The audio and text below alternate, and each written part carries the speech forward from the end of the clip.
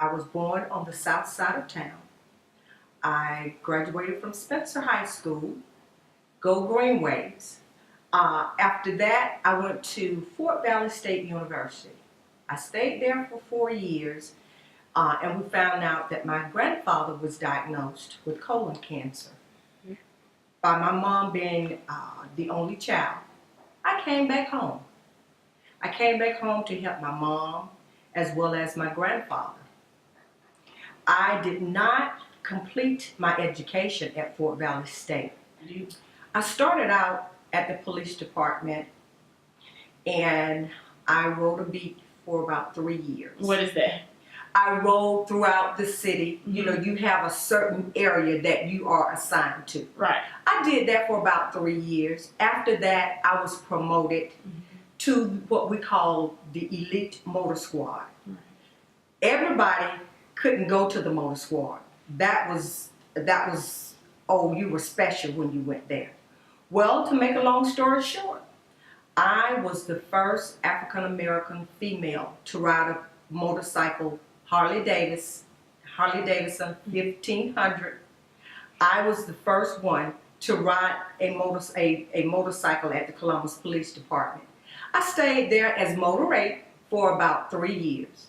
I was then promoted to what we call Crime Prevention Community Relations. I was then, because I was doing so well, I was promoted. I was promoted to youth services. I stayed in youth services, I guess about 2 or 3 years, and then I was transferred to the sex crimes unit. That's where, you had child molestation, rape, the whole 9 yards. I was at the police department for approximately 12 years. I resigned from the police department because I was somewhat recruited by the infamous Judge Aaron Cohn.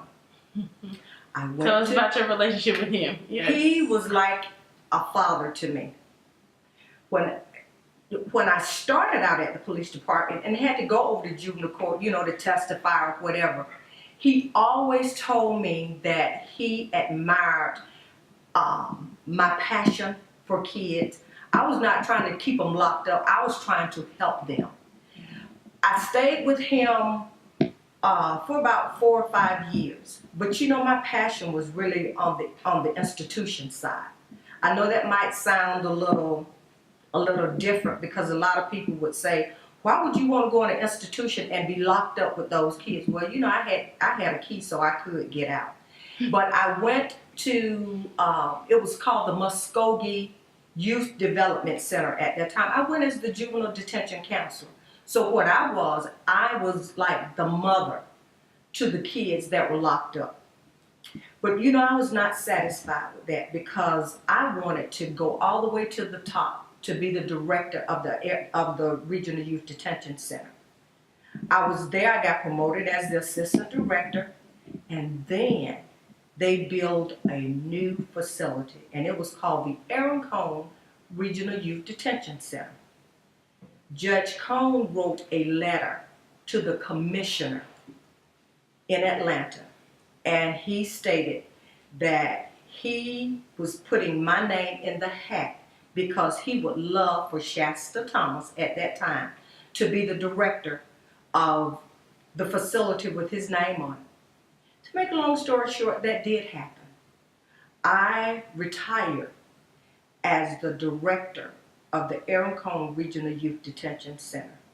And to this day, I have kids, adults that I see that even come on the floor, on the second floor. And when they find out that I'm there, they are elated. A lot of times they tell me, I never had a chance to tell you, but I want to say thank you because really you saved my life.